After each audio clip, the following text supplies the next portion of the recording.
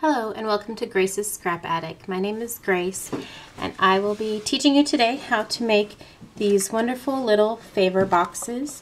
It takes 9 of these to create one round cake. Okay, so they're wonderful to have for your guests and put goodies inside. I'm going to go briefly over how to create this great little detail right here on the top with some glitter and the sides, the fake icing on the sides, okay?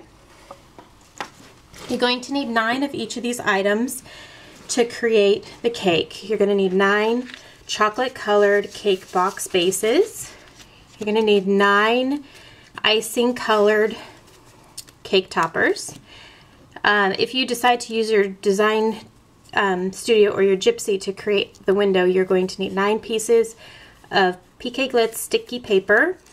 Basically, it's just like a sticker. You can cut it into whatever shapes you need it. And you'll need to make those big enough to fit over your window in your lids. You'll need 9 of these icings for the outside of the boxes. And these I've spritzed with some Ritzy Ditzy Glitz and silver, kind of like the Tattered Angels Mist as well. You're going to need the Tie the Knot cartridge. On page 67, it shows the cake boxes here. And you'll need 1 lid and 1 cake box for each box. And then so 9 total to create the entire cake. Okay. Also in this cartridge is where I pulled the image from the lids, but I won't go over that in this tutorial. The other thing you're going to need is the image to create these. I actually used the Design Studio to change it from a square to a rectangle on page 61, but there's several of them in this particular cartridge. This is Accent Essentials. Okay, you're going to need a ruler and a bone folder and some adhesives. I like to use sticky tape and I like to use my mono adhesive as well. Okay, so let me go ahead and show you how to create that the cake boxes. Alright, so what you need to do first is to take your chocolate cake bases and you're going to score the tabs along the back, down each of the sides, and then this front tab here. Okay, hopefully you can see the scored lines. You're going to go here, here, here, down into the, make the triangle for the base, and then across the front. Once you have that done, you'll put pieces of sticky tape or mono adhesive, your choice. I chose sticky tape today so you can see where those are located.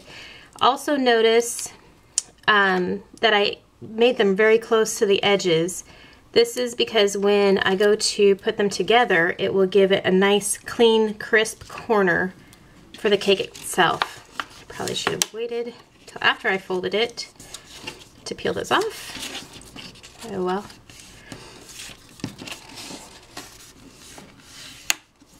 Okay, so now that I've got all my things folded, usually I'd use a bone folder, but I'm trying to make this very quick.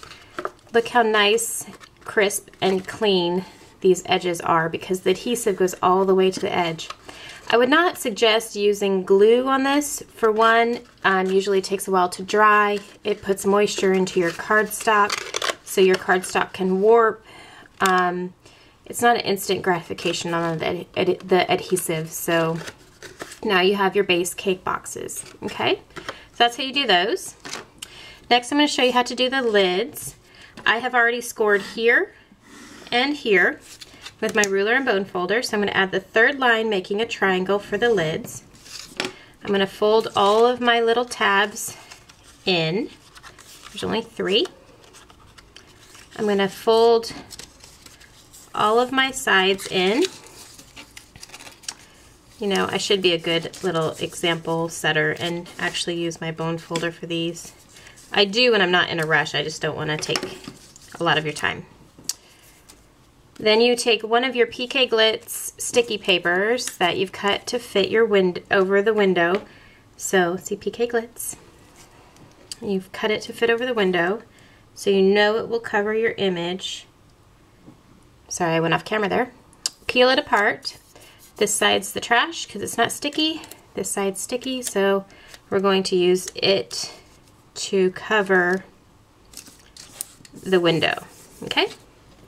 Then what we're going to do is take our PK glitter, I've chosen silver today, and just sprinkle it lightly over the image.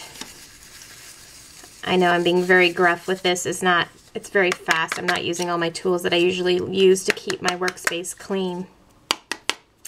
Okay, and there you have your glittered image for your window on the top. All right, so the glitter part's done. Next, what I do is I take my tabs that I have and I fold them over and I put mono adhesive on them. Some quick mono adhesive to make it stick. Okay, and then I make my corners. Keep going. I'm sorry if I keep going off camera. This is my first tutorial video, so I apologize for that. Okay, so now your lids are done. So you've got a quick little beautiful glittered image, and the Cricut really has done most of the work for you. You just throw some adhesive on it and you have a basic box. Now what I'm going to show you how to do is to create the fake icing on the sides so you're not seeing that chocolate cake look, okay, on here. These are going to be our rectangles that I've glittered or misted with silver. I don't know if you can see that. Basically what I'm going to do is take some of my tapes, 2 pieces actually. I'm going to run them across the top and the bottom of the side I want to adhere them to, which is the the back side. Okay, this side right here. All right, peel off my tapes.